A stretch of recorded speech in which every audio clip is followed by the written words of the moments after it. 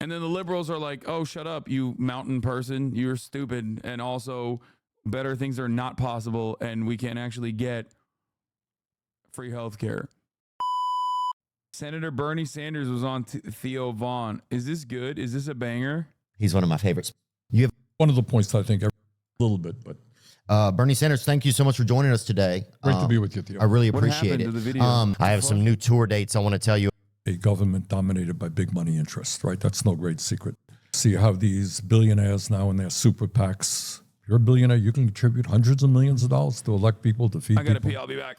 If you're a large corporation or you represent the pharmaceutical industry, do you know how many lobbyists there are in Washington, D.C. representing the big drug companies? Take a wild and crazy guess. 2,000. You got it. That's a pretty good guess. About 1,800. Wow. So there are 100 members of the Senate and 435 members of the House. Got it? 535. And you got 1,800 lobbyists. Well-paid, former leaders of the Democratic Party, leaders of the Republican Party. They're there to say, hey, Congress, do everything you can to make sure we make as much money as possible, and who gives a damn whether people can afford the prescription drugs they need. So that's power.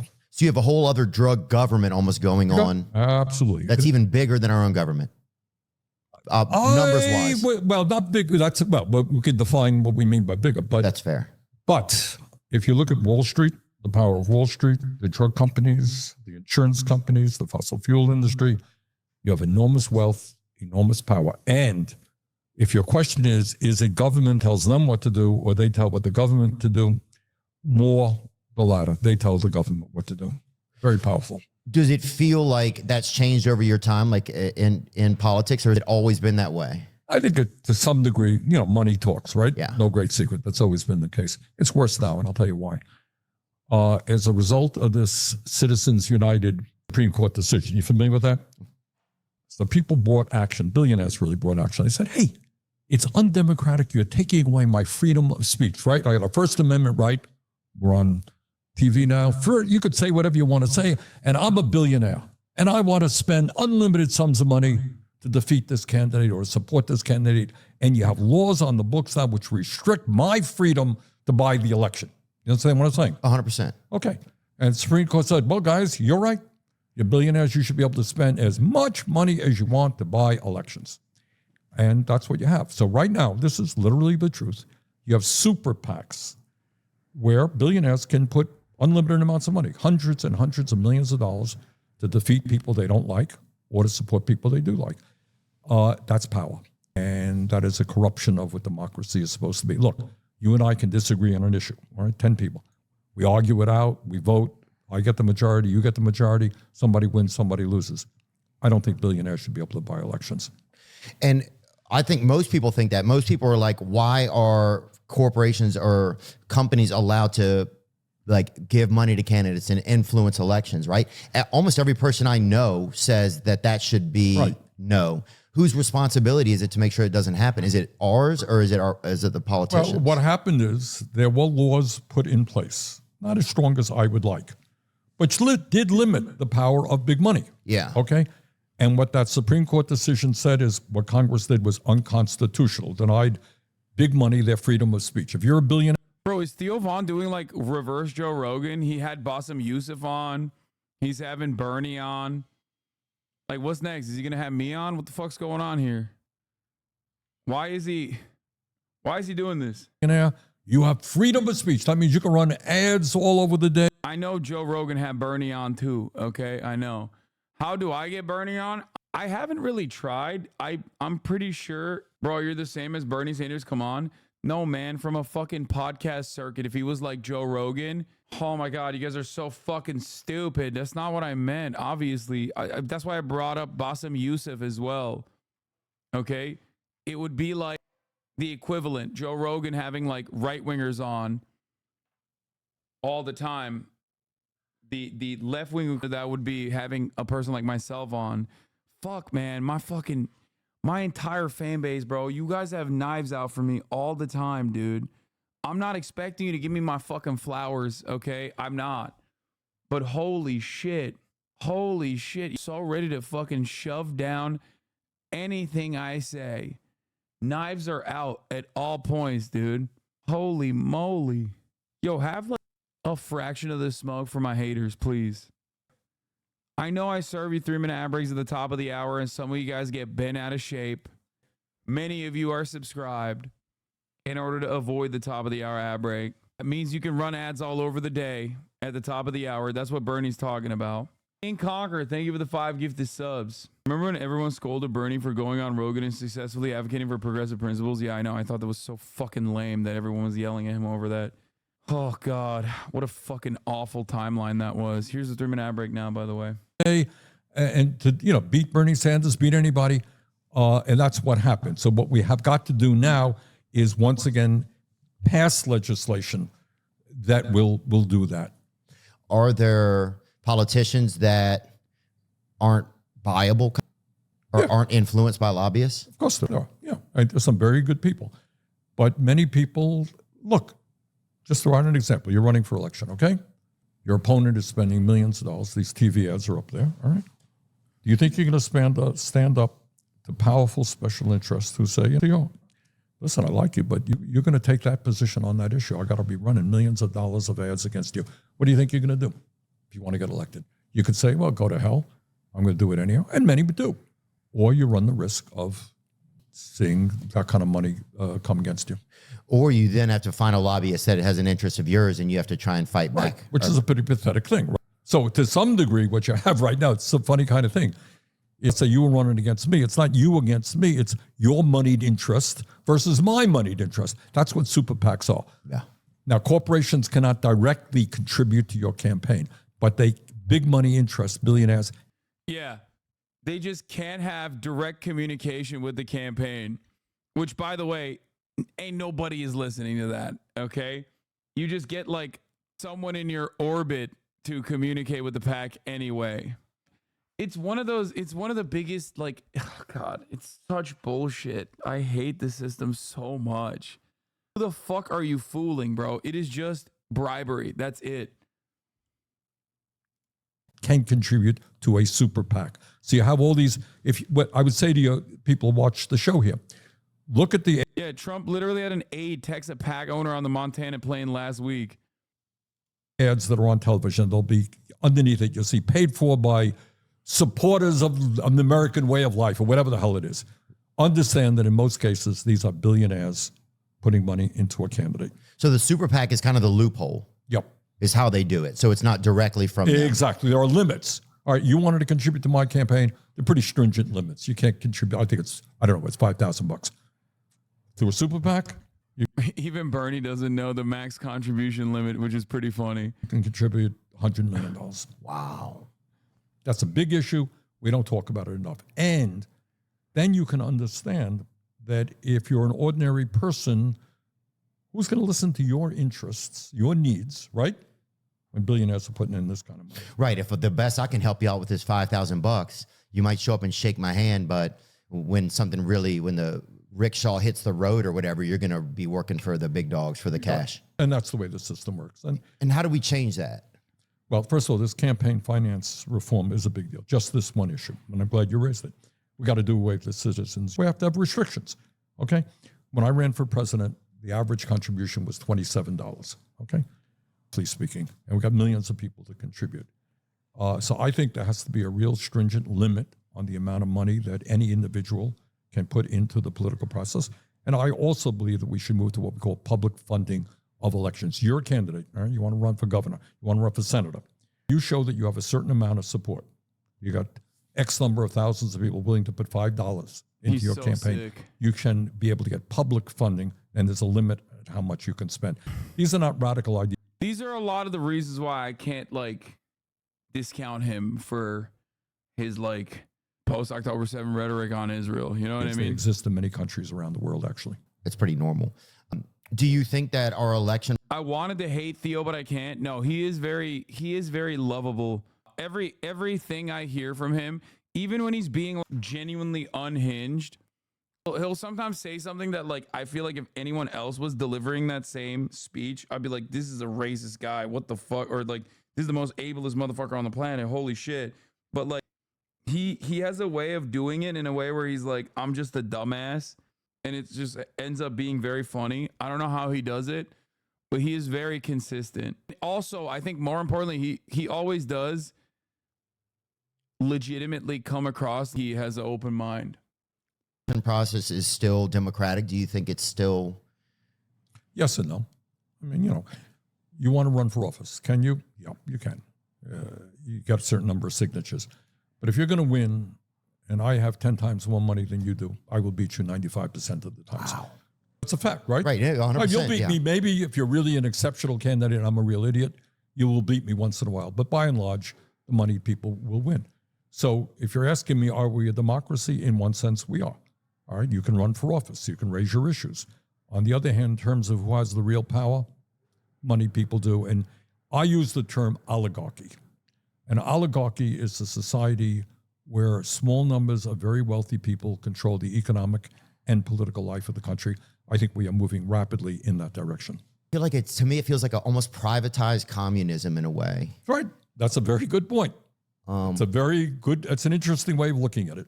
Yeah, and I don't know exactly sometimes everything of what communism is and what socialism is, but sometimes that's how it feels. Well, let me give you an example. Can I pick up on your Yeah, point? for sure. Okay. I believe we are the only nation on earth, major nation, wealthy nation, that does not guarantee health care to all people. Okay? Get in your car, go 50 miles where you are sitting right now in Burlington, Vermont.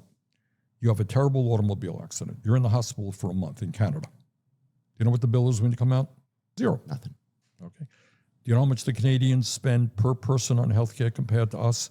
1/2 as much. They spend half as much. You don't take out your wallet.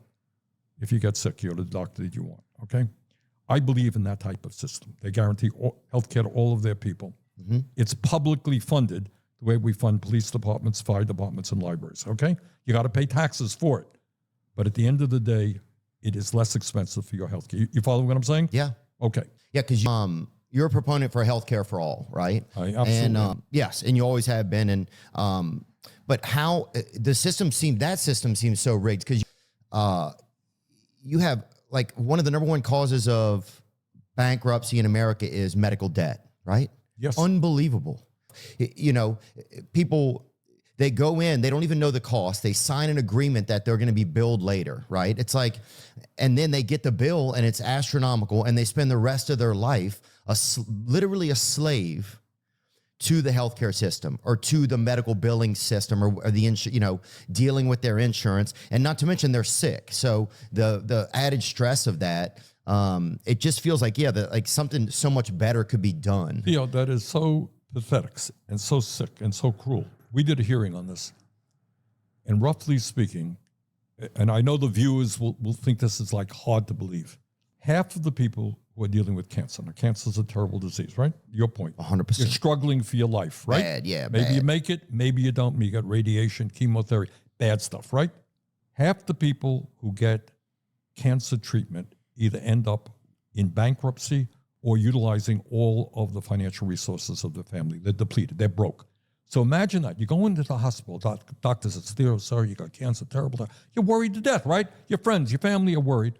And then on top of that, what are you worried about? Oh my God, what am I going to have to sell my house? Or I have to go bankrupt in order to pay medical bills? That is insane. Yeah. And it adds, if you're trying to deal with cancer, then you got to worry about financial stress. I think the best part of this is that, like, if someone tried to, I guess, like, neo-lib pill Theo Von in the opposite direction, it would always fail because, like, the counter argument to what Bernie Sanders is saying, where he's like coming at this from a point of empathy, caring about the plight of the common man, and how damaging and how devastating it is when you are undergoing a phenomena that does not exist anywhere else in the developed world, medical bankruptcy, right? The counter narratives are almost always like profit motive driven, like unless you're like a right winger and you're just like, well, then, and you just start lying and say like, well, your taxes are going to be 90%. And also there's not going to be a doctor. And also they're going to kill you if you go to the hospital, unless you're gay. And then if you're not gay, they're going to make you gay. They're going to sodomize you and then make you gay. Unless you just straight up make up examples. If you actually try to argue this from the perspective that like the Democratic Party tries to argue it on, it's almost always about the bottom line of like the pharmaceutical industry and private insurance, which absolutely zero people who are normal will give a fuck about. They'd be like, what are you saying to me? The right-wing counter to this is just like, doctors will make you homosexual. The neoliberal right-wing argument against it is like, what about the profits of the shareholders? Think it's going to make your condition any better? No, the worst. You spend half your day, you can't even, in the insurance companies, it's all a rigmarole. It's constant stress. But how is it set up like that? Like, what is the gimmick between insurers and the hospital? That's the thing I don't know. What's going on? All right, take it a step. Let's take a step further. Okay. Let me talk about the Canadian system. All right. Okay. Simple system. You pay taxes, and progressive. The more you make, the more you pay. But everyone pays taxes. All right. End result is you walk into the hospital, you sign your name, you got all the treatment you need, and it's good quality healthcare. You don't have to argue with insurance companies. You get the care that the doctors think you need. End of discussion. And in my view, that's the way it should be. It's not just that the insurance companies make huge profits. They do. Not just they pay their CEOs exorbitant salaries, which they do. Everybody's got to fill out 1,000 different forms, right? Goes crazy. Filling out forms to see what you're entitled to, what you're not entitled to, deductibles, right? Yeah, the bureaucracy, it's ridiculous. Right. Is that called bureaucracy? Yeah. Yeah, that's exactly what it is. All right, so look, you may have health insurance, but I just talked to a person the other day. We had a meeting. You know what their deductible was? What about the propaganda with Canada where you have to wait for a procedure? Great question. It is entirely due to right-wingers in Canada, both on the Liberal government and also the Conservatives, underfunding the social safety nets. Deliberately, mind you, so that people get resentment and develop resentment towards socialized medicine with the direct goal of trying to privatize key aspects of the industry, which is already happening in certain parts of Canada too. Like, this is a deliberate method. You consistently underfund government-funded healthcare. It becomes unmanageable. People start fucking dying. They develop resentment towards these. Institutions. They start saying, "What the fuck is going on? Like, I can't get paid enough. Nurses and doctors are angry. They don't get paid enough. There's not enough staff on top of that. And then ultimately, the solution is privatization. They're doing this with the NHS. They're trying to do this with the NHS. They're trying to do this with socialized medicine in general. You're technically right, but healthcare is handled on a provincial level, so it's provincial right-wing / lib governments. Yes, that's exactly how it works. $13,000. What does that mean? It means that the first... Also, waiting is not for immediate life-saving. Like, you don't go into the hospital emergency room with a gunshot wound and they go, "Oh, come back in 3 weeks." That's not how this goes. Wait lists are for procedures, oftentimes elective procedures, or rather procedures that are still life-saving. It's still life-saving procedures, but it's not like immediate. You know what I mean? Like getting a hip replacement. So the question at that point becomes, would you rather wait a month or two to get this hip replacement? Or would you rather be able to get the hip replacement, maybe, if you have enough to pay for it, and then have a lifetime of medical debt as a consequence of it? Try to 6 to 9 months. Like I said, the wait list part of the equation, absolutely has everything to do with underfunding. Okay? That's it. Because there is obviously a finite amount of time and resources that you can spend on this process. So if there's a finite amount of time and resources, there's an allocation of resources that occurs. In the United States of America, the allocation of resources is not distributed by need, who needs this immediately, but by who can pay for it. Okay?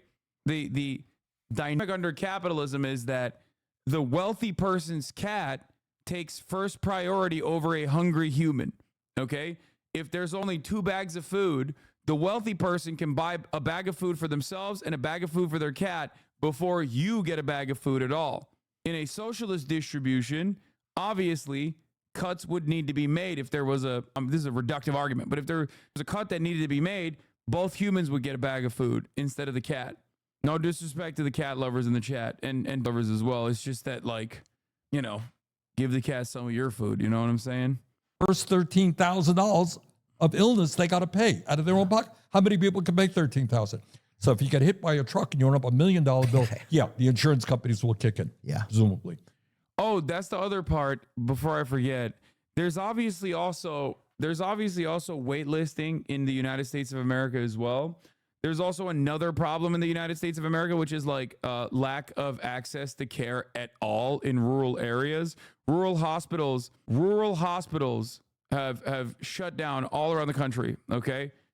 As we were talking about yesterday, medevacs are becoming more and more commonplace, like helicoptering patients, which is insanely expensive. It's just really fucked up. It's really bad. And the irony, of course, is that these kinds of like anti-socialist, hyper-capitalist measures are first and foremost gutting and eviscerating and destroying rural areas, which happen to vote consistently anti-socialist and consistently Republican. Isn't that crazy? It's not crazy. As material conditions worsen, you become more and more reactionary, and the conservatives fill that gap with, I don't know, Mexicans are actually stealing your healthcare or whatever kind of narratives, and people tend to believe it. Look at West Virginia. Look no further than West Virginia if you want to see how that works. All right. So the whole idea that healthcare in America, unlike every other major country, all right, go to Europe, go to Canada, go to many Latin American countries. It is a bloody right, not a privilege. And that's what I think it should be. So we have a system that works very well for the insurance companies and the drug companies. In some cases, you're going to pay 10 times more for medication in America than they do in other countries. That's a whole other story we're trying to deal with right now. But it's a corrupt system, better people who own it, not the ordinary American. You go out on the street, say to people, do you think healthcare is a human right? All people in America should have it. Yeah, we do. That's what Yeah, I mean, don't ask that in DZ. Some are going to say it's a privilege. I'm going to fight for. And then who are the lobbyists that are against that then? What do you think? Guys from the insurance companies and the drug companies. Okay, and then what politicians work with those? Like, why don't we know what politicians are cheating us so that we don't have them in anymore? All right, you're a smart guy. You tell me, how often have you heard a discussion in this country about how broken the healthcare system is and comparing it to other countries? A lot. All right, you've heard a lot about this? Well, I mean, I think I hear a lot about, I look into it a lot. All right, you look into it, but how many people even know that we are the only major country on earth not to guarantee healthcare to all people? So when people say, oh, Bernie Sanders is a radical idea, he thinks everybody should have healthcare. Really? That exists in Canada, it's in France, in England, in Denmark, in Sweden, in every bloody country on earth, virtually, rich country. So it's not a radical. And even poor Mars, I heard. Poor countries too, the part. Like, because it's not about, this process is not even necessarily about cost, because it's literally a cost-saving measure, okay? This is about whether or not the government cares about the interests of its citizens and genuinely feels the need to take care of its citizens, or if it cares more about profits for mega corporations. And the reality of the matter is, the United States of America, our government abso-fucking-lutely cares more about the profits than they do about each individual citizen's lives, okay? That's all this is. Not even that, it's about the labor unions. I mean, that too, that plays a big role too, because like none of these things actually come, none of these advancements, none of the human rights have ever been given to people unconditionally because of the magnanimous nature of people in positions of power. It just doesn't happen.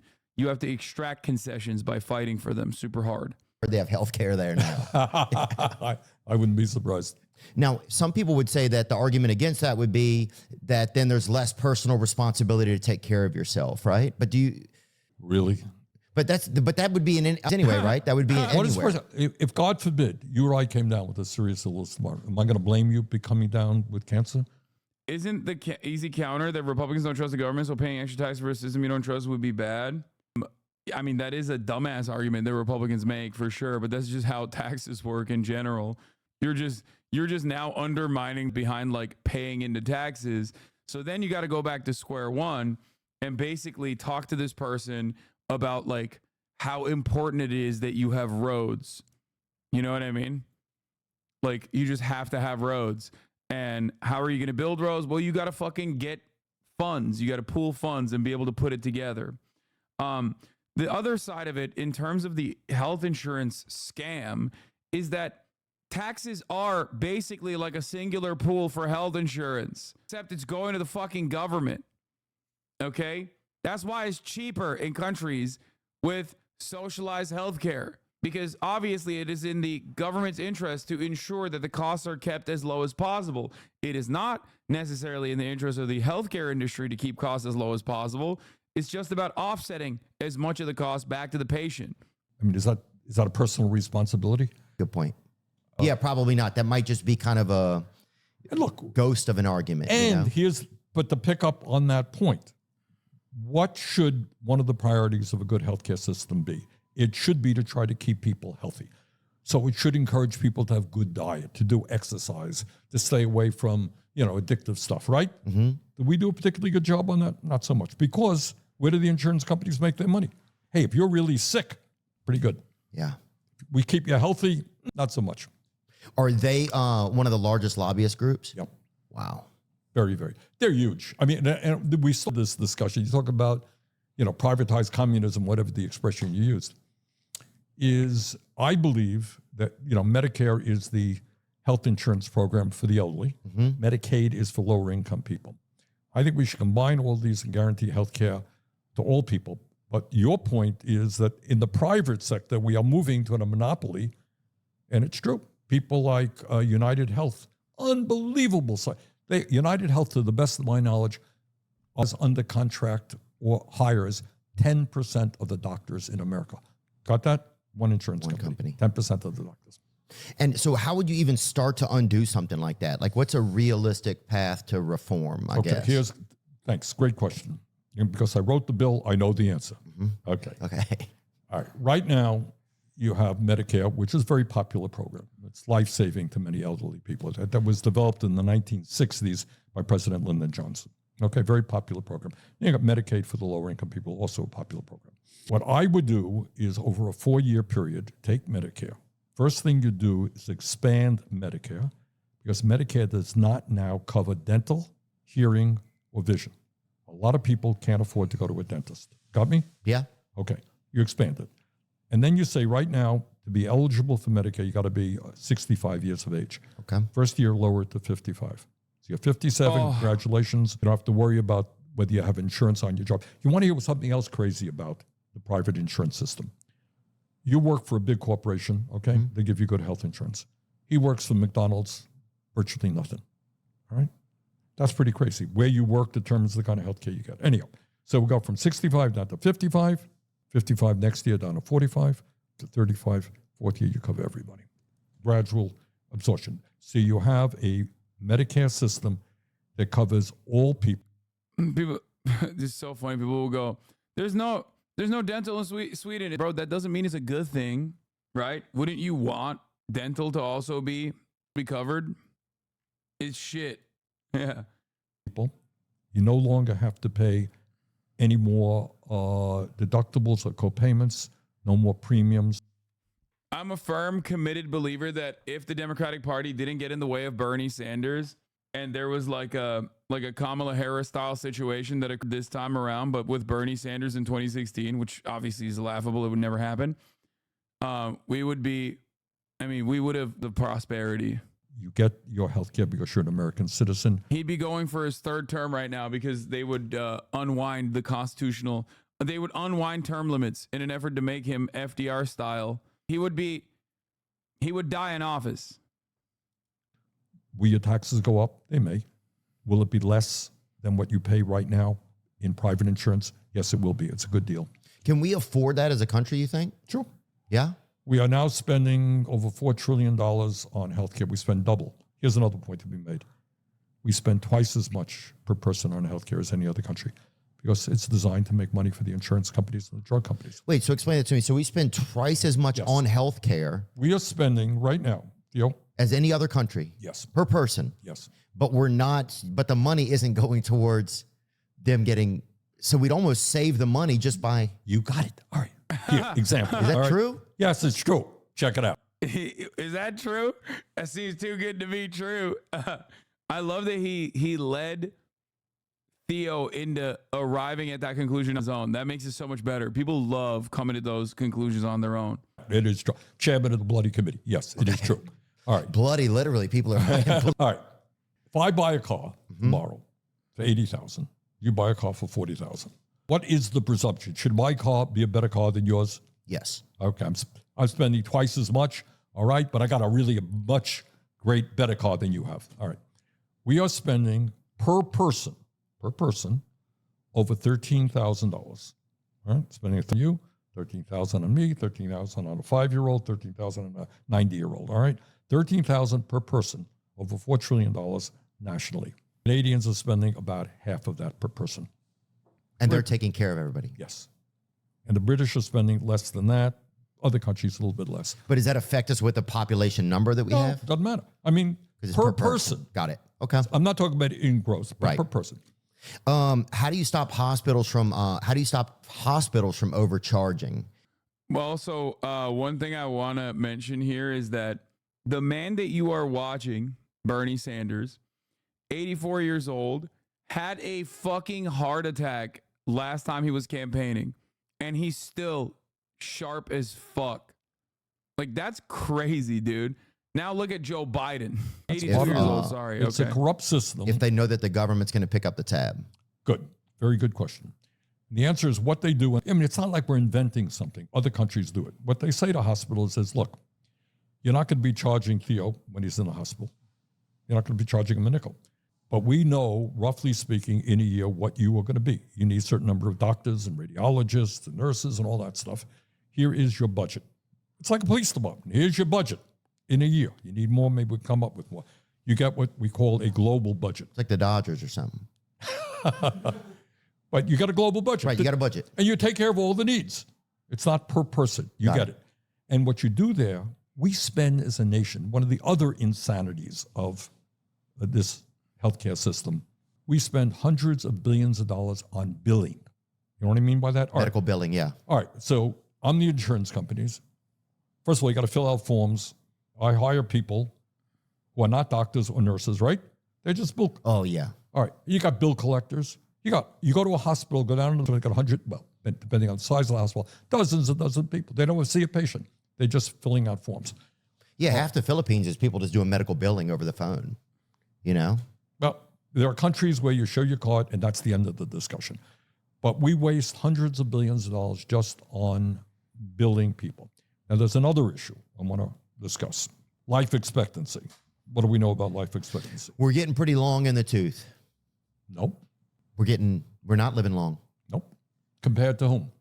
Compared to probably Vietnam. Yeah, I'm sure, maybe. All right, but. No. Fuck. He's right.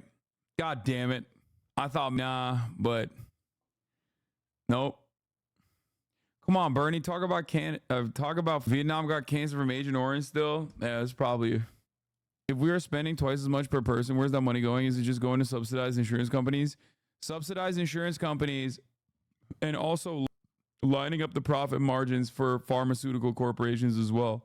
Look at Cambodia's life expectancy in 1975. That's insane. But we are the richest country on earth. Do we live longer lives than other people? No, we don't. Serious question, how many jobs will this cut out, saving that much money? I don't know. It probably would. I mean, it definitely would. But a lot of the jobs would also have to handled, like the administrative stuff would still have to be handled by the government. So then they would work as government employees. We do not. In fact, we're pretty far down the list. Why is that? Well, I mean, I think it could be that we're not taking as good care of ourselves.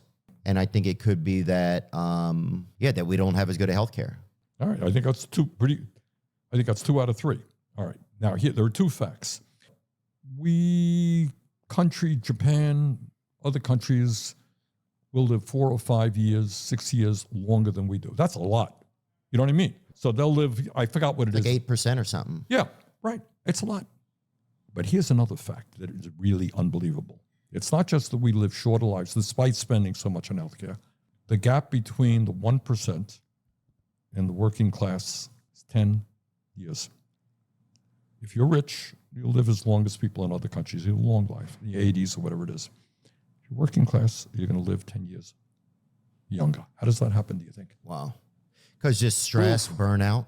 Stress, burnout, lack of access to medicine, terrible dietary habits as well, which is not influenced by individual responsibility at all, but instead lack of access to food education surrounding food deserts, and also obviously shitty work conditions that cause you not to be able to have your own, cook your own food or whatever. Disability born out of your place of work that isn't properly protected due to lack of labor regulations, poor work conditions, lead in your water pipes, shitty infrastructure. Also, life expectancy is skewed by childbirth, child mortality, infant mortality as well. And you're right, that is also pretty bad in America. Lack of sleep is another major reason for why the life expectancy is much lower for working class Americans. There's a multitude of different reasons. It's just that like all of them are bad. It's something as like and it's sometimes things that you would not even consider to be a problem. I'll give you an example. Walkable cities. The American cities are designed around vehicles. American cities do not have an adequate public transit.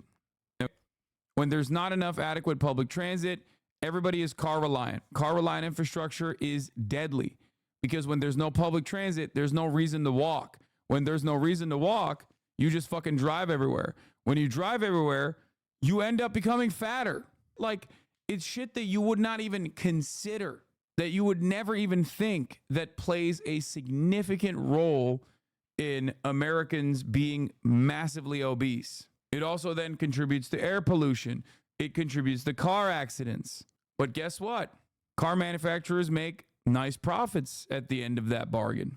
So, meanwhile, it doesn't even, you'd be a big fan of Jokic Joestar on TikTok, based basketball analyst who ties things like that to sports. That is literally Asmongold Bizarro World. Jokic Joestar, and you will never unsee it, is Bizarro World Asmongold. It's pretty funny. Whenever he pops up on my timeline, I am a fan of his. Here, I'll show you. Europe is corrupting our basketball players. Plain and simple, bring these boys home. Devin Booker leaving the club at He sounds like him too. 6 in the morning, hops on a bike and rides home. Oh, I bet that was super cool. I bet that was super calm and relaxing. I bet it was sick as fuck to feel the night breeze against your face, look up to the sky, and be completely at peace. I bet that was so dope. I bet Asmongold without wow, dude. it also would have been really easy to hop on a train back to your hotel. Do I need to spell out the American way for you? You wander out of the club, 6 a.m. You're thinking to yourself, God damn, that was crazy. I'm completely out of it right now. I just want to lay down and go to bed. What do? You get behind the wheel of a truck that is lifted so high, you would barely be able to see an average adult male in front of it. You drive that home, you go to sleep. NBA comp, this is what an old head must feel like when you're seeing a fast break develop and the ball handler takes like a questionable three when there's a guy who probably could have gotten a layup if they had just put like a little mustard on the pass. Europe is corrupting our... He's great. I think he's hilarious. Man, all right. I'm going to sign you up there. You got it. Look, I think I like a lot of the things that you think about. All right, let's deal with the issue of stress. Okay. Yes, you're right. It is twofold, it seems to me. Number one is if you're rich, you go to any doctor you want, when you want it, get paid for all the drugs you need. Did we just get everything wrong, or is this some grand scheme? We did get everything wrong. It's just the grand scheme is capitalism. That's it.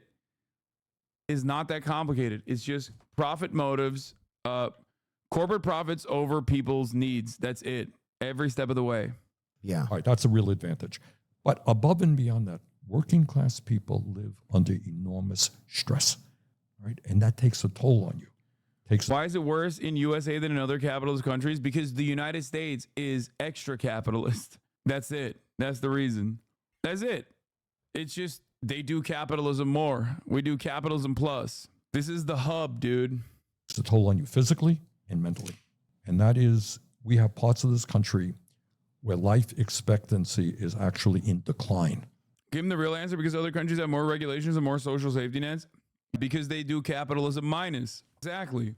They have capitalism with like some regulation and a semblance of a welfare state, which was hard fought for, by the way, and also due to their proximity to the USSR, which was, you know, the opposite of that. So they were terrified of that influence. They were terrified of the influence post World War II. So they were like forced to make concessions to trade unions and whatnot.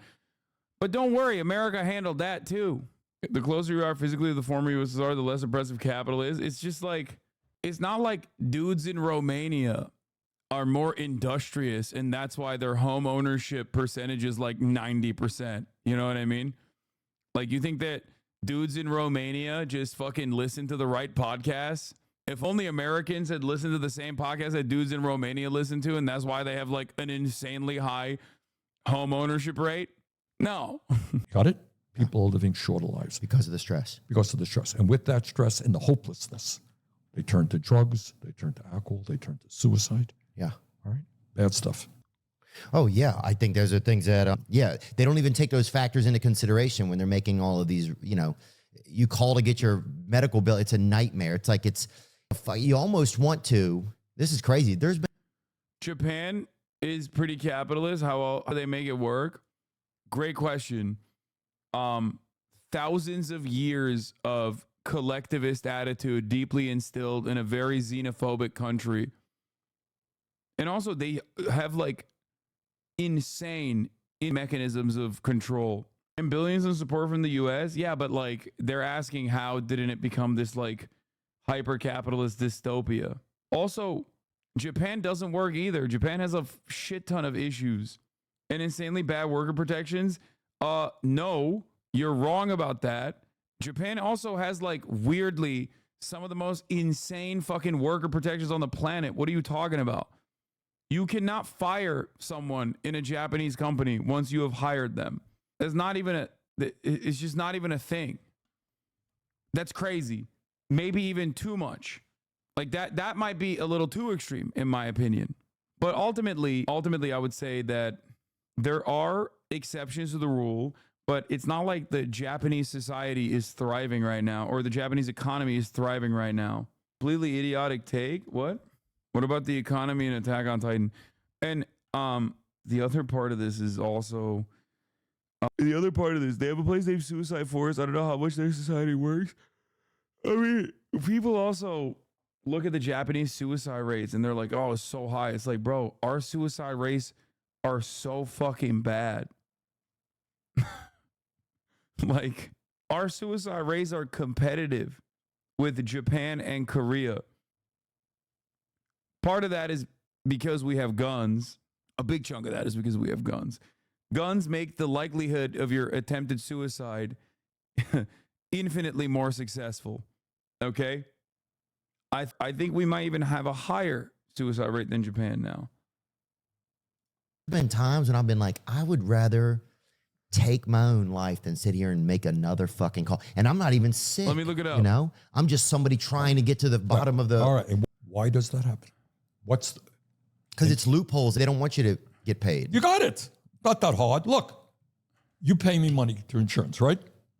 So you're sick. Oh no. New trends is suicide in Japan. Which country has the highest suicide rate? Nowhere is it more serious than Lesotho. This landlocked mountainous kingdom of 2.3 million people enriched by South Africa is encircled by South Africa has the highest suicide rate in the world with 87.5 suicides per 100,000 people. Japan's suicide rate's at a lowest in over 40 years, falling about 40% in the last 15 years. The US is 14.5, Japan is 12.2. I don't know. I'm seeing different ones. I'm seeing different numbers here. But the suicide rate in the United States is 14 per 100,000 people. Because anime got too good. Yeah, people are waiting for One Piece to end. Come on, dude. Anyway, the suicide rate numbers are, they're not great. Like, they're not very good. Like, this ranking is not great. Because some of them are not from, I guess it's the last time they did this is like 2019. But every country, this is the same with like crime statistics. Every country has a different measurement structure. You know what I mean? Russia's suicide rates are pretty high. South Korea is pretty high. South Africa is pretty high.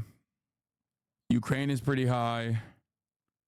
United States at 14.5. Where the fuck is Japan? God damn. Japanese suicide rate lower than the United States. United States suicide rate higher than Japan. United States suicide rate lower than South Korea, 21%. There you go. But this is also from 2019. These numbers change. We are better than Japan? No, dude. That means our suicide rate is higher than Japan. What are you talking about? 21 point. South Korea is 21 per 100K, like suicide per capita.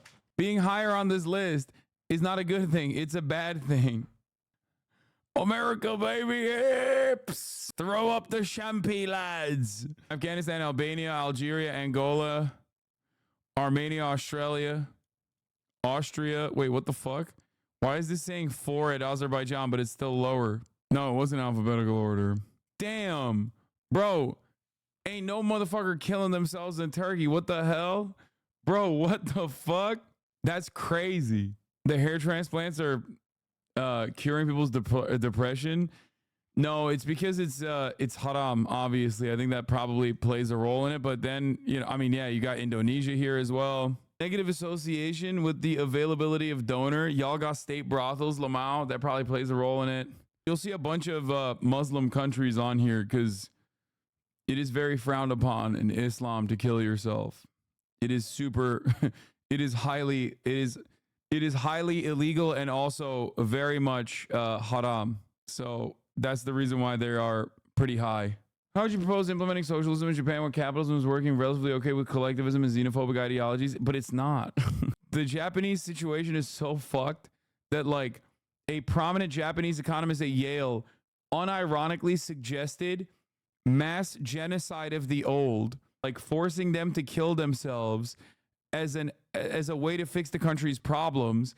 And a lot of Japanese young people in Japan heard about this idea and went, oh my God, that's a brilliant idea. Midsommar shit. I don't think that is a telltale sign of a healthy society. Americans will be taking over Japan's countryside soon. It's like 50K for a house. Yeah. Lol, that was dumb. I loved how you love to be in the Japans though. No, I love Japan. Japan's dope. I'm supposed to pay your bills, right? If I drive you crazy, you're going to say, screw it. Hell with it. I'll pay the goddamn thing myself. It's not worth it. Yeah. Good. And the insurance company's like, hey, right on, man. This is the funniest article. A Yale professor suggested mass suicide for old people in Japan. What did he mean? This is real. He suggested this as a state policy. And the worst part about it isn't that he just suggested this as a state policy. It's the fact that younger Japanese people were like, that's an incredible idea. I am so on board. I ain't trusting no motherfucker wearing glasses like this. I'm sorry. Okay, that's crazy. What the fuck is going on? That's exactly what I wanted. Today, we're here to celebrate the perfect, because it feels like we're electing people that have this in our best interest. If that's the number one cause of bankruptcy is medical billing, how do our politicians not see that this is extremely important and that things need to be different? What are they lobbying so powerful with? I know it's money, but it's like, I just can't imagine that people wouldn't see the good, the value in what is right. Well, it's all that I can tell you is money talks to a large degree. And it's not to suggest that members of Congress are evil or terrible people that want people to suffer. They don't. But you have a system which almost says, oh, you can't even think about God. Nice to hear this from the Times of Israel. Why is the Times of Israel writing about, as fall semester nears, Columbia restricts access to campus to prevent disruptions? Interesting. What the fuck?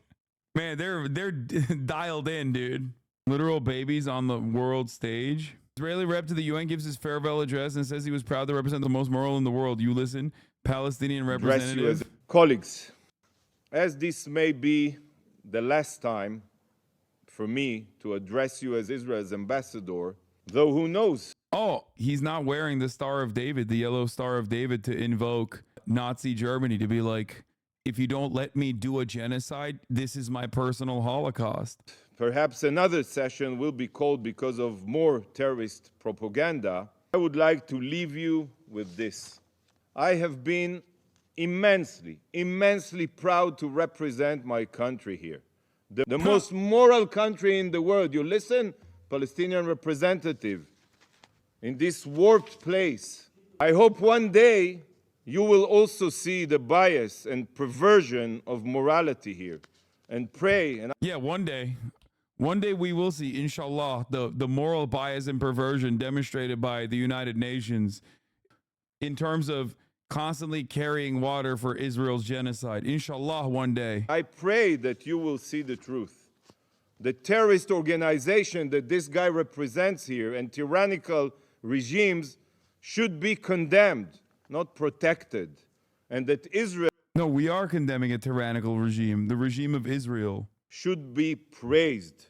We are the vanguard of civilization. We are the vanguard of civilization. But until then, Am Israel Chai. Thank you, Mr. President. Am Israel Chai. The arrogance is so frustrating. Here's the tweet. May Allah awaken the people and help them to see the evil doings of Israel and the United States. May Allah Love that so much. I fucking love that. It's my favorite. awaken the people and help them to see the evil doings of Israel and the United States. It's an all-timer, 100%. Guaranteeing health care to all people. Oh my God, what kind of, you're a far leftist. Yeah. What, you're a communist, man? What are you? You don't want to take on the insurance companies, hardworking people, that, you know. So it almost, you're not even allowed to talk about those issues. And meanwhile, we're the only country that doesn't guarantee health care for all. Yeah, I mean, my one caveat, and I don't know exactly what caveat means, but I think my one, left turn on it would be, yeah, how much responsibility then are people going to just have totally less responsibility and just be taking pills? Oh, I was like, why the fuck are people saying golden kappa train? I thought you guys were talking about the top of the hour ad break, which is coming to you right now. It turns out there's also a golden kappa train happening right now at the top of the hour, and there's a 3-minute ad break. If you no longer want to see those ads, all you need to do is subscribe, which you can do for $6 or for free with a Twitch Prime by connecting your Amazon Prime account to your Twitch account. You get one free Prime subscription a month. Use it on your favorite broadcaster. Hopefully that's me. Yo, the gift subs are pouring in, dude. You motherfuckers don't even care about allowing people to avoid seeing the ads. You just care about the golden kappa. That's crazy. That is crazy. I thought this was a socialist community, dude. Bullshit. I don't know. Maybe that's just a crazy thought, but if it's not happening in other countries, then maybe that's a good example. For example, all right. It's incredible. The reason why he's wearing that is because it packs his shit in and it makes it look like he's muscular and not fat. I've been there. I know what that is. His legs are shaking because of the blood, because of the blood clots. Like his blood vessels are restricting blood down to his legs, so it's shaking.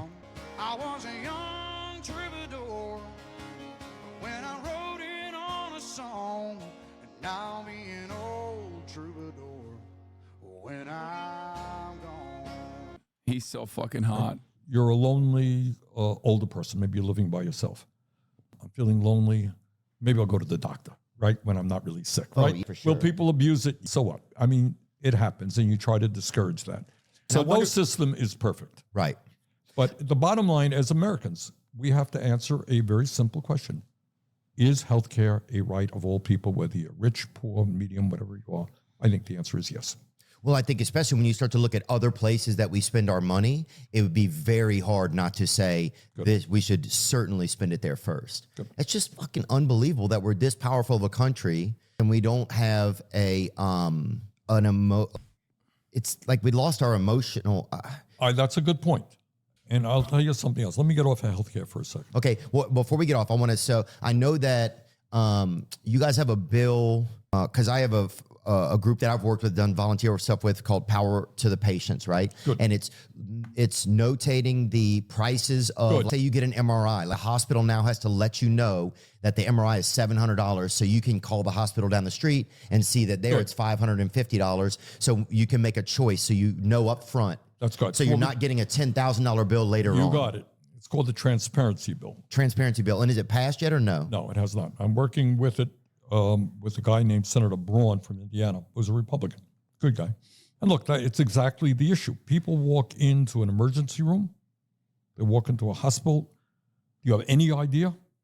Here, Theo, this is what we're going to do for you, blah, blah, blah, blah. and you come out and you drop dead because you see a bill of tens of thousands of dollars, right? That's the crazy part. Yeah.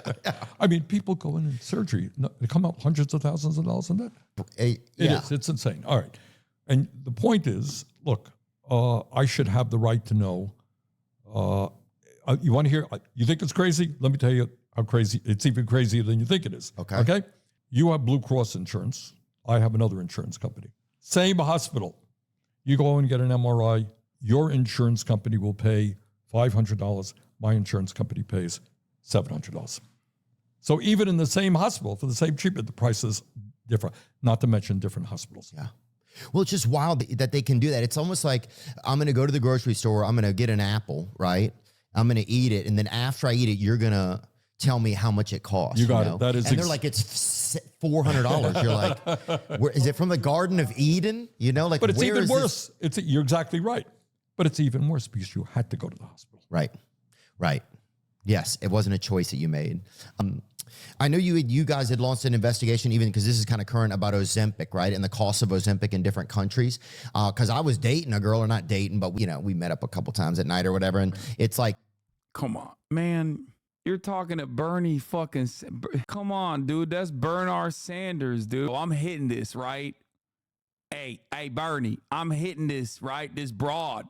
We're dating, right? We was just talking.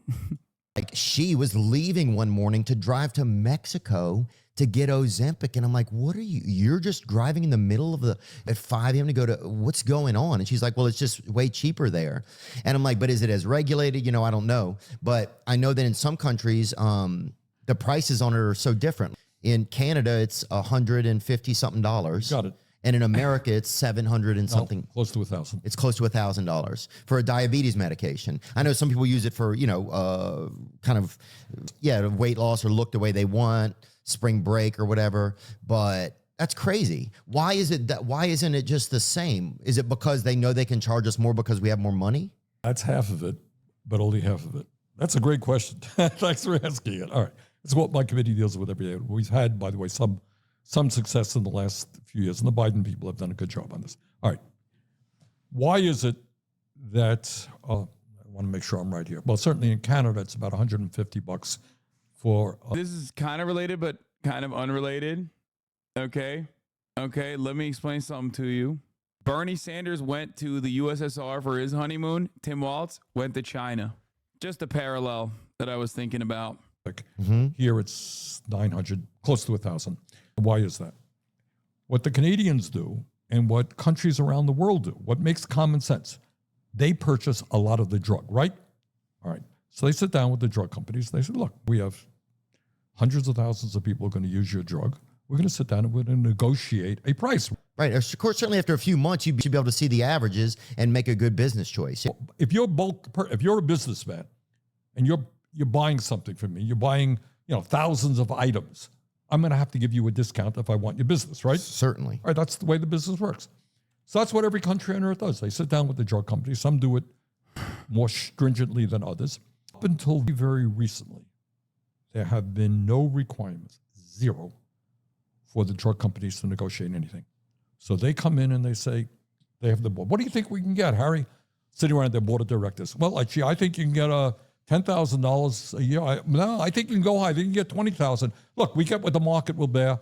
The government has no power. Wow. Charge them anything you want. That's what they do. So you got now, it's not just Ozempic, in which we pay in some cases 15 times more than European countries. It's all kinds of drugs. So the answer to your question is, up until recently, and the Biden administration has done a good job of this, there have been no capabilities of the government, Medicare, anybody else, to negotiate prices. They charge you anything they want and as much as they possibly can. What we did is part of a bill called the Inflation Reduction Act, stupid title to the bill, but that's what it was, finally have that the drug companies are going to have to sit down with Medicare and negotiate prices. They're going to be announcing some interesting results pretty soon. So for the first time, there is the beginning of negotiating prices, and it will lower prices. Second of all, what we've done on my committee, a lot of people have asthma, and they use inhalers. I don't know if you know anybody use an asthma inhaler. All right. 10 times more expensive in the United States. So we kind of shamed some of the big companies they lowered it down to some of them to $35. So making some progress on lowering the cost of prescription drugs.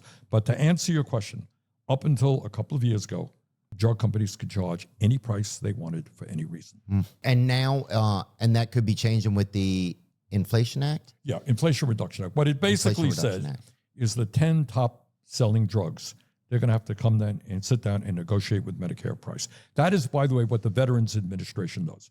The VA in America does a good job. Yeah. They don't pay outrageous prices. They negotiate, and that's what Medicare is beginning to do. Yeah, if you can't breathe, I mean, yeah, you're almost a fish if you can't breathe, you know? Let's talk about some politics. Oh, wait, and the price and the price transparency, that's happening now? Like people have to show their prices or they don't? No, they don't. We still haven't passed that bill. Okay. Do you think it's going to happen? It's a popular bill. I think we have a good shot to get it done. Yeah, that's cool. Yeah, man, it makes me just sick because somebody's already sick. And You're right. know they're sick. Can you imagine if there was I don't know, like one of the major parties fucking running on this, dude? I've never encountered, the only people I've ever encountered that are anti-Medicare for all are online. They're on Reddit, okay? I've never in the real world, Trump Republican, MAGA conservative, fucking liberal, whatever. I've never actually fucking met a single person that's like, yeah, no, that shit would suck actually. It's so crazy. My entire workplace hates it. Bro works at Blue Cross Blue Shield. Sick. Like if it were your family member, what you want them to just sit there and just be angry. They're on the phone every day. Then they don't have any energy for their own family. I just can't imagine choosing, especially when you're already making a ton of money, choosing to make a little more money. What do you need? My boyfriend's parents think if you are unhealthy, it's your fault and they shouldn't have to pay for it. Let me guess, they're fucking fat too. And most likely are going to die to heart disease and are already on their way to become diabetic. It's always the least healthy motherfuckers who are like, yo, you know what? If you are fucking unhealthy, that's your goddamn problem. Well, now you're raising even another issue. What do you need? You're talking about corporate greed here, but that's another issue. Yeah, I know you hate it. And we all hate it. I think America's at the point where the screw has been turned so fucking tight that I think it starts to create radicalization, starts to create a lot of stuff. Let's talk about the election coming up right now, or just the current candidacy. I wanted in 2020, I believe that's when you ran. I wanted you and Donald Trump to be on the same ticket, right? That was a thought. Bro, look at Bernie's face. Yo, dude, Theo Vaughn, dude. He's so dumb. Oh my God. Hey, listen, God bless his soul, okay? He's something else, dude. He is something else. I've never seen Bernie make that face before. That's a fucking hilarious. Oh my God. Bro, we ain't got no education in this country. I swear. Oh my God. So stupid. Oh, that's a child left behind right there. God damn. That I had, because in my mind, I'm just a regular guy. I don't know a ton about politics, right? I felt both y'all were outliers, right? That's how it seemed to me. These guys. Dude, I love shit like this because this community is so incredibly invested in politics that, like, I think sometimes it's important to hear someone who obviously isn't a normal person by any means, but absolutely represents the median voter. Okay? Like, this is, okay, way more common than you think. I thought it was a joke. He's a comedian. He's not joking. He is not even joking a little bit. You could not find the most perfect average American take. God, I love this shit. This is so great. They're both outliers. They're both different. But I love chatters being like, no, he's joking. He's not joking, man. He's not. You're so... Bro, he is not joking. But seem to be doing their own thing. You've been outspoken against Trump, right? Do you think he's not... is he doing his own thing, or is he... Yes, he is. Look, I will give Trump credit. Okay, he does his own thing. Okay, he's a very different type of politician, and that's clear. But this is what I do think, Theo. While my coworker wanted Kamala Harris to pick Adam Kinzinger to be your VP pick. Yo, Take your coworkers' MSNBC access away, bro. No, that's too much MSNBC. That would be historic. Okay. Analysts are calling it the 3-vote ticket. It will just be 3 voters voting for that ticket. Oh my God, you guys already made it you already made it an emote. That's crazy. That's crazy that you made that an emote this fast. Expect somebody who has the guts to do their own thing and be very much a non-traditional politician, which is what he is. Here's the facts. He lies all the time. Right? And, you know, I got 4 kids and I got 7 grandchildren, and we really have to ask ourselves whether the guy who is the leader of the country, whether that's the kind of example that we want. So I have a lot of friends in politics who differ with me, more conservative people. They're not liars. We disagree. So you and I disagree on something. It's fine. So what? It's called American democracy. Used to be fine. That's right. All right. But Trump really is, I use the word. Damn, my man's got a whole box of cookies next to him. Insomnia cookies too. Fuck, I'm so fat, bro. How do I look? You'll see in a second. When you see him on television, not everything, but a lot of lies. Okay, and I think that we can't have that. And but he was in the private sector. Crumble cookies. Oh fuck. Oh, I love cookies so much. It's fucked up how much I love cookies, chat. Oh my God. Well, it does things to me. Oh my God. Before he became involved in politics, he was sued, his companies were sued 4,000 times. And I just, above and beyond his political views, which I disagree with, but then those you can discuss. I don't think you want somebody leading this country who is shady. So you're saying he doesn't set the best example of Exactly. Look, you got kids. Do you have any kids? I don't have any yet. All right. Well, you know, hope you do. And you want kids to be honest, right? Yeah. You don't want New subs don't know about how much you love cookies because I changed the times that I actually stream. Every night I still have an ice cream sandwich.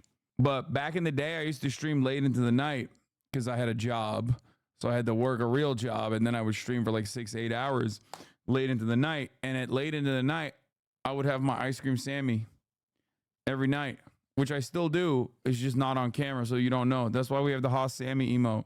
want them to be bullies and picking on the weak. And he so that from a character point. Fat boys are the greatest?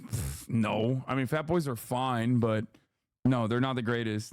Yeah, that's crazy. No, I love the Oreo cookies. I even fuck with like the Nestle ones, the Nestle cookies. For me though, they have to be not super high in calories. That's the reason. Otherwise I would get like incredible shit. Back in the day, I used to have, oh fuck, what was the cookies that I used to have? I used to have them all the time. It's like a higher echelon brand. They have it at fucking, what is it? It was crazy. It was like they sell it at like, no, it's not Erewhon. No, they sell it at fucking, they sell it at Whole Foods, or used to. Cool House. Yeah, I used to have Cool House. Bro said Magnum. Magnum is not a fucking higher echelon ice cream, nor do they even have fucking cookie sandwiches anyway. It was Cool House. I used to fuck with the Cool House ones, but those are like 400 calories a pop. So that's why I stick to like lower calorie, like the Oreo ones. The Oreo ice cream sandwiches are like 210 calories, which fits in my macros. Oh, the Skinny Cow ice cream sandwiches are fine as well. It's not bad. I understand you love her cookies. It's like my unwavering love for donuts. I love donuts too, but I can't have them. It just like makes me feel like shit afterwards. Ciara, I love you. That's crazy, man. Get some Yasso, bro. I've tried it all. Point of view. Oh my God, look what I found. Back then, you could just like rip a fucking live stream off your phone and shit. 4, 3, okay. What is this? 480 calories? Okay. Bro, I have the gloves on. That's how you know I had the gloves on. Dude, I had the shittiest mask on too. It was crazy. It was just not a protective mask at all. I just strapped on the first fucking mask that I could find. That's crazy. This is a lifetime ago, man. So much has changed. I don't like it. But also, let me give another example. I happen to believe, I don't know what your views are, that women have a right to control their own bodies. All right. I don't want, as a man, somebody saying, oh, Bernie, you can't have $6.29 a box. What is this, the 1950s? Yeah, it was pre-COVID. I mean, it was literally peak COVID. A vasectomy. You can't do this. My business, not the government's. And Trump does not hold that view. I happen to believe strongly that climate change is real. We got the, just a week or two ago. Yeah, I saw your podcast with Bill Billinkoff.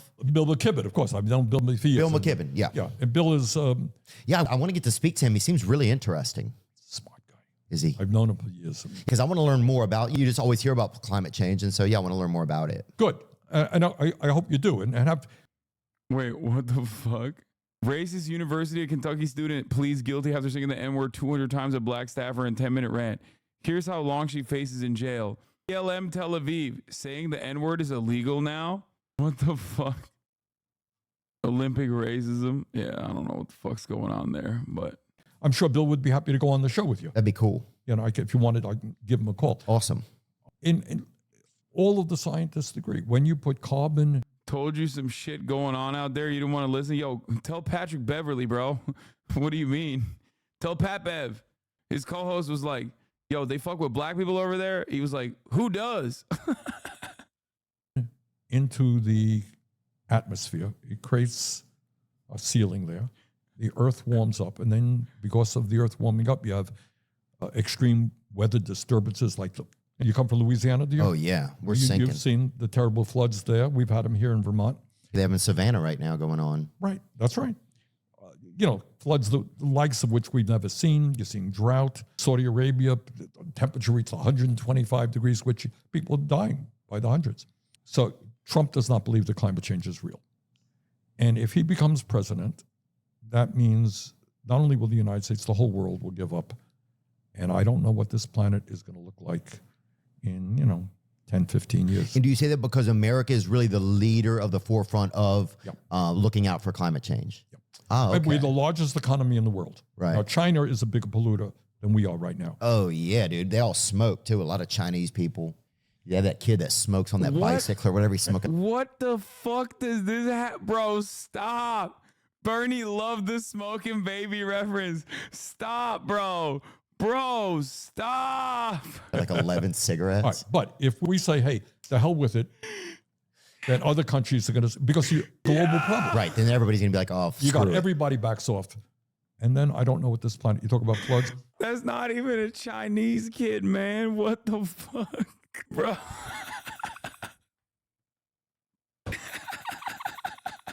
Hey, what kind of Chinese is that kid?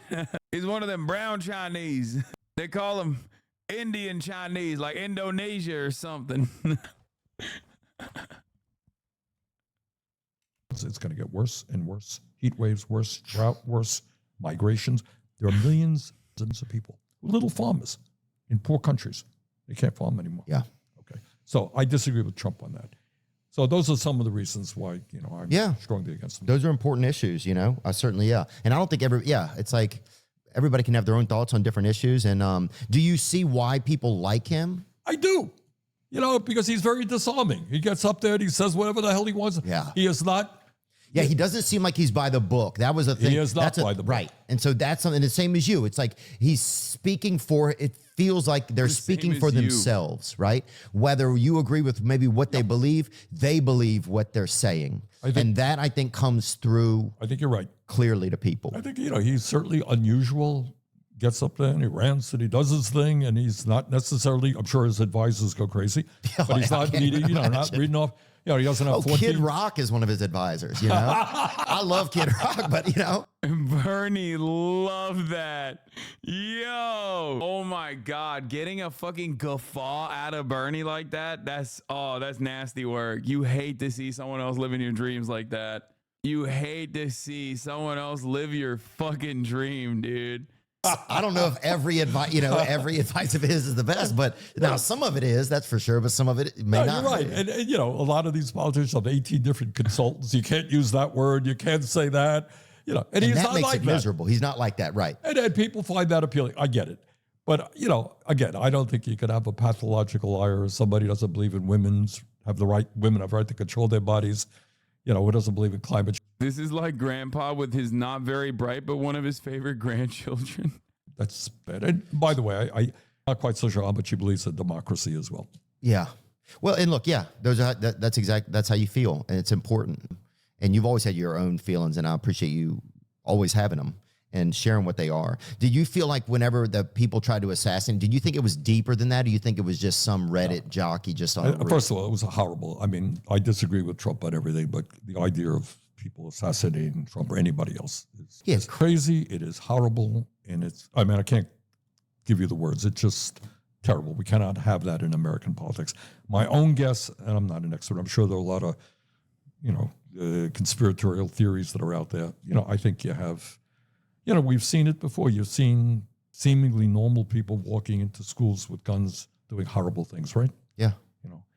And I think you had, for whatever reason, I don't want to even speculate why this young man did what he did. But you just think it was a young man who just, that's it. That's what the evidence seems to suggest so far. Right. But you didn't hear anything else. You guys don't hear anything else as Congress people. You don't hear anything. Dude, I love, he thinks like Bernie Sanders has access to extra knowledge about the motives of the shooter as a congressperson. I don't know Deeper any than great that. secrets that you don't know. Yeah. Do you think that Kamala Harris is the best person to run against Donald Trump right now?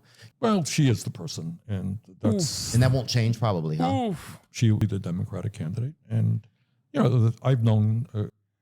Maybe he is a little bit misogynistic, which makes me love him more, obviously. But like, she is a person. Not my favorite, but that's what we got. Maybe if you didn't say America deserved 9/11, you'd be Theo right now. That's one of the funniest fucking dumb takes of all time. It's like, yeah, dude, Theo Von hasn't said like a multitude of worse shit than that on every podcast. No, people don't give a shit, dude. Like, nobody gives a fuck about things like that. Kamala for a number of years. Not best friends, but I've known her. She was in the Senate for a short period. She's very smart, and she's determined. I mean, above and beyond her views on the issues, which I, support most of them, not all. You got to give credit to somebody, a black woman, to move up the ladder. That ain't easy stuff. There's a lot of resistance to that, and she's persistent. She's strong. Damn. You got Theo Von to say that's a good point. And I respect that. And, I think she'll be a good candidate. I was interested that Trump apparently backed out of a debate with her on ABC. And I wouldn't, I have debated her, as a matter of fact. She's tough. She's tough. Was there a chance that you were going to get that nominee, or as an independent, can you get been plotted with the Democratic Party and put in? No. Was there even a call about it or anything? No. I ran in 2016. I ran against Hillary Clinton, and I ran in 2020. Yeah, I remember. And I felt like you didn't get treated fairly, to be honest with you. And that's what happens when you take on the establishment. So Yeah. what happened is we Say won it, the first Bernie. 3 primaries, and then Say it, burn dog. the establishment got very, very nice, and there were a whole lot of candidates in the Democratic primary. And they said, hey, be a good idea if you all dropped out, let Joe Biden be the one candidate. People rallied around him. And do they call? Is there a call that you get, and it's like you're not going to move forward? Is it just like news articles? Like, how does the establishment Well, what kind of happens work? is I won the popular vote in Iowa. I won the New Hampshire primary. I won the Nevada primary, and those were the first 3. And then front pages of the New York Times, Democratic establishment very nervous. Bernie Sanders could win the whole. We were doing very well in the polls. And, I think behind the scenes, people thought, there were like 15 different candidates. And they were splitting up the vote. And that's how I was not only getting over 50%, I was getting more than other people. So I was on the way to victory. And they said, look. Hey, who's they, Bernie? Obama made the call. He did. He shouldn't be the candidate for a variety of reasons. But it wasn't just that.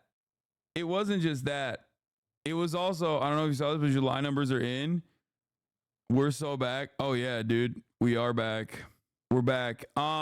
Take me back to Nevada. Dude, it was like, I think it was one of the best moments of my streaming career, maybe of my life. Like pre-COVID. So much enthusiasm in the air. Just a feeling of like, we can do this. This can happen. So much hope, so much enthusiasm. Fuck, dude. At the time, everybody was talking about how the culinary union leadership had actually urged the union to vote against Bernie, and I was doing another Hasanabi vindication run telling you guys that the rank and file are with Bernie, and it doesn't matter that the union leadership is in the pocket of the Democratic establishment. And everyone was, all the fucking smarmy, annoying little neolibs were like, you're wrong. Me. You're wrong. Bernie's going to get wiped in Nevada. It was so sick because people were about how Bernie Sanders is going to execute them at Central Park. Remember MSNBC commentators talking about on like regular network television, they were like, if Bernie Sanders wins, Chris Hardball Matthews said, if Bernie Sanders wins the primary, they will execute me at Times Square. That's what he said. He called us brown shirts for being in the Bernie brigade. Clown. That's so crazy. Anti-Semitism, not so much back then. To say that the first Jewish candidate of a major party and his fan base were a bunch of brown shirts. Where was the anti-Semitism allegations back then? That was reserved only for not going with the guy with a murder case on his back. We don't want him the candidate, drop out. And then on one day, a lot of people, 1 or 2 days, a lot of people dropped out. It was Joe Biden and me, and Joe had a lot of support, and all these people came behind him, and that's what happened. Let me also say, having said that, Biden is a friend of mine. I think he has done a very good job over the last 3.5 years. And I'm working very hard to see that Kamala is elected our next president. The heat of summer is here. God, it's hot. My shadows are not. Did you feel like did it seem? It started to seem like people were losing faith in the media, right? And I feel like that's had a huge. Why does he love Biden so much? It's because he's fucking. I think Joe Biden was nice to him 85 years ago one time, and he just never let that go. Like, I'm not even kidding. Biden literally was like nice to him one time, probably made fun of him behind his back, but like was nice to him to his face one time, and he was just like, this is a good guy. Effect on society. It's created a lot of opportunities for what are often labeled as conspiracy theories, but then often end up being true. Or because he can't talk ill about him because the establishment will cook him even more. Fuck no. No, that's just hopium. No, Bernie Sanders, unironically, one of my biggest criticisms of Bernie Sanders during the last primary cycle was that he just would not attack Biden. He rarely ripped into Biden when he was running against him. And the reason why was because he kept saying, Biden is my friend, Biden is my friend, Biden is my friend. It's like, bro, he's not your fucking friend, okay? He's not. My friend Joe. Truth just because, my good friend Joe. Not all, but yeah, often end up being truths or having realness to them because the news media isn't even, it's like they all just go down these same similar paths, and it doesn't even feel real anymore. The fact that you and I are talking is wild. It's like I fucking wouldn't talk to me, but the fact, but look, the bad news is bad news and good news. The good news is you got a program, and but millions of people tune into you. Yeah. And part of that is that people do not necessarily believe CBS, NBC, ABC, or even Fox or anybody else. And so let me tell you what I think about that. Mm-hmm. I think you're touching on an important issue. We talk about healthcare, you talk about media. You have about 8 large. Is this the reason why he's not so excited about Kamala? I think the reason why Bernard is not so excited about Kamala is because he doesn't know if Kamala Harris will be trustworthy or not. Also, he's misogynistic, and that's why I like him. What do you mean by that? I mean, Kamala Harris ran on like a relatively progressive ticket in 2019 against Bernie Sanders when Bernie was running. She was like pro Medicare for all, immediately backed away from that position, hasn't really brought it up ever again. Like, or the scarier idea is that he does know that too. Media conglomerates, Comcast and all these guys, they're huge. Serious. Exactly. Yeah. They own, people turn on their Clear Channel. You got it. They're huge. They don't own one station. They own radio stations. They own TV stations. Miserable. They own movies, producers. So these are owned by very large billionaires, big companies owned by billionaires.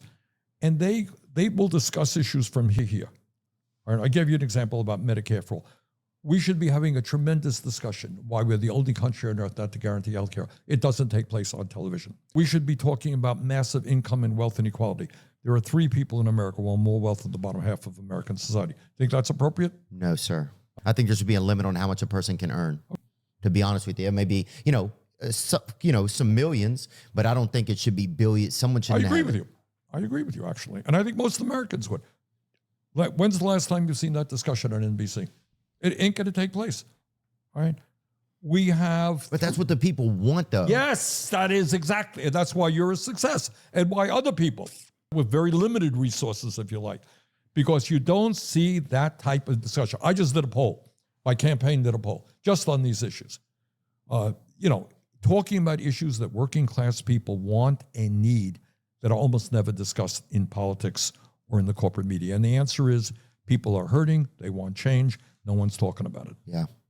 Yeah, it's heartbreaking. It's like, I don't know, the people don't even get thought of anymore, it feels like a lot of times. And here's the toughest part, I think, Bernie, is as a person who, has felt like in their life, maybe their father died in a war, their grandfather died in a war, and they've been tried to pay their taxes and be a considerate person in their town or their country. After a while, those good people starts to erode a little because they don't feel like, and they lose their sense of purpose. Man, when you lose the fabric of your society, a lot of people, that's how they didn't even realize it. A lot of us don't even realize we identify as an American. And when you realize, well, America, it's nothing, but it's a shell LLC for fucking big corporations, then what am I? I'm just a Bro, I'm telling you right now, you could have this conversation with every average American starts talking like a fucking communist revolutionary after describing, I don't know, 3 different ways in which like the American for-profit system has harmed them. It's crazy. This is why there's so much opportunity to like truly talk to these people and change their minds. Like this is the regular dudes in fucking Louisiana, Tennessee, Alabama. They see this shit too. Problem is the Republicans actually very effectively channel that frustration back to like big pharma is making you gay by giving you vaccines. They're doing gender. And then the liberals are like, oh, shut up, you mountain person. You're stupid. And also better things are not possible. And we can't actually get free healthcare. How dare you talk about, I don't know, fucking reducing the profit margins for major corporations by 1% in an effort to make people's lives better. In an effort to make working class people's lives that work at those corporations' lives better. Idiot. You almost feel ashamed of yourself. Or you can. Anyway, just, I don't know. A lot of that stuff just... Hillary Clinton, free ponies. That's what she said. Remember about fucking healthcare? See how people think that that's good, or how you're going to still be able to get people to buy in. Theo, I think you said it better than I did. I mean, I agree with you. I think a lot of people are ashamed. They're giving up. They're hurting. That's why it's so important for us chatters not to be annoying shooters and scare normies like Theo away. Thank you. Exactly. That's why I always stress the importance of being fucking normal and not being a theory nerd, not being fucking annoying. Not saying shit like, oh, dude, you're sitting on stolen land of America. This is a white supremacist, bloodthirsty, imperialist empire. Like, know the rooms that you're speaking in and know who you're speaking to.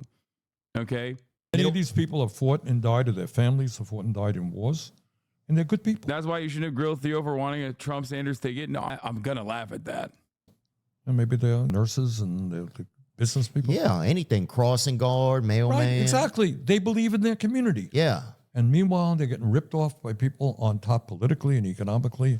Well, even the radio, like you're saying, you used to have like a newspaper and you read and it meant something. Your community meant something. It used to be that your grandpa worked at the factory and they made the table that you have in your home. And so everything had a story to it. There's some connection. And now it's like we're buying stuff from countries that they're making it. They don't care. We're using it. We don't care. There's no story. Nobody has any there's no. He's arriving at like the most spiritual way of describing alienation, which is crazy. Just a Marxist principle. He's describing it very well, but also doing it in a way where it is the most unmaterialist. It's awesome. There's no thread. The thread just gets thin. That's a very profound point you just made. And so how do we get it back? It ain't easy. But I think but I think you hit the nail on the head. People you're in Vermont, which is one of the smallest states in the country. It's a very rural state. Beautiful. Burlington is the largest city with 40,000. I used to be mayor here, But you go into small towns, everybody knew everybody. Often they were dairy farmers. We had a lot of dairy farmers. People work really hard being a dairy farmer. Oh, yeah. I used to work at Cold Stone Creamers for a while. So not the same, but I get it. All right, but milking cows, 5 o'clock in the morning on a cold winter day ain't easy work. But there was everybody knew each other. Nobody cheated each other. You know, there was a sense of, then you have town meetings once a year and people argue about the school budget and all that stuff. And we are losing that big time for a lot. Maybe next time we'll talk about that. But we're losing that, as you indicated, for a lot of reasons. And if we don't get it back, I worry about the future of this country. Yeah, we can. That is kind of a bigger topic. I've heard you talk about the 32-hour work week, man. It's intriguing. When second I heard that, I'm like, I'm in, you know? I tell you, it got a lot of response. Yeah, I think there was a poll. I don't know if it was a Newsweek. I don't know where it was. That, the 32-hour work week. And one of the reasons behind it is why. Okay, here's why. All right, let me back it up a little bit. I'm going to ask you a question. Are you ready for a tough question? Let's do it. All right. Over the last 50 years, 50 years, massive changes in technology, right? 50 years ago, they didn't have this stuff. Worker productivity has gone way up, right? So you're a worker now playing with technology, machinery, whether it's a computer, whether it's factory technology, you're producing a lot more, correct? In terms of real... Oh, you're producing more because you have machines that can help you. Exactly. Got it. Okay. Right. Much more, by the way. Right. Okay. So a machine can do the work of 30 men in a day. You got it. Whatever it may be. Okay. Despite all of that, increased worker productivity, is the worker of today in real inflation accounted for dollars making more or less money than that worker was doing, or a similar type worker 50 years ago? What's the answer? I would say less. So less based on inflation and everything. The workers making less now than they were then. In real dollars. Yeah, we're called real dollars. Inflation accounted for dollars. Real dollars. Okay. How insane is that if that worker is now producing so much more than he or she did? Oh, I see what you're saying. So now if a worker is operating a machine and that machine is doing the work of 20 workers. I rarely ever get to hear Bernie Sanders walk like a Norman through the steps of like basic Marxist theory. It's kind of sad that the audio busted at this point, but like, this is a treat. Workers, then why isn't there some benefit to the worker? You would think that guy's making, woman's making more money, right? Hey, you're producing a lot more. See, he's defeating the misogyny allegations. That guy or that woman. Widgets or whatever it is. Yeah. Okay, got it? Mm-hmm. Okay, making less. Where will that money go? Well, who benefited from Oh, the big dogs, right. Oh, that same period of time, there was a study that there was a 50 trillion, untypical, redistribution of wealth to the bottom 90% to the top 1%. So, getting back to the 32-hour work week, it's a simple idea. If you are a worker producing a hell of a lot more than was the case 50 years ago, you should benefit from that increased technology. And one of the breakout people, as you mentioned a moment ago, living under a lot of stress, right? If you can lower that work week without loss of pay. Right, so you're saying that there needs to be some kickback to them because that's if everybody's earning more, if the company's earning more. Yeah, some of the greed, it's just scary, man. I don't know. Yeah, it's just scary. I want to get into, but what about, would you have to raise the pay of people then? Oh, I guess you would because they're... Yeah, but if you reduce, what you're doing here is reducing the work week, which is from 40 to 32, which, by the way, has not been changed since 1944. Yeah, and that's when people had to do crops and everything. Yeah. Yeah, people were smitten by lightning bug.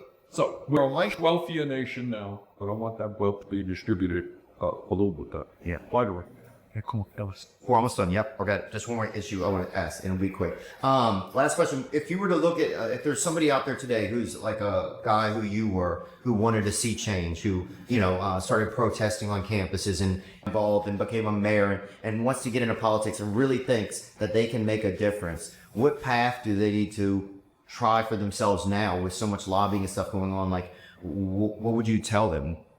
All right. First of all, what you're involved in is some politics for change.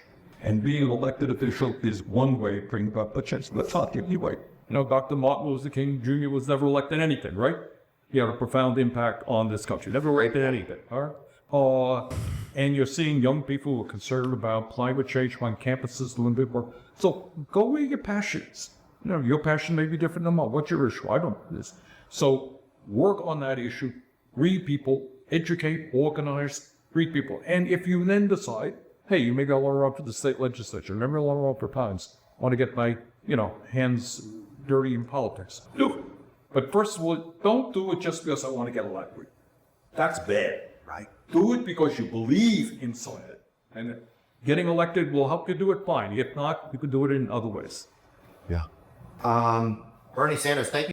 Chat, are there any streamers that still does theory streams? Thank you so much for your time, man. Well, Theo, thank you very much. And let me just say this. Congratulations on your program.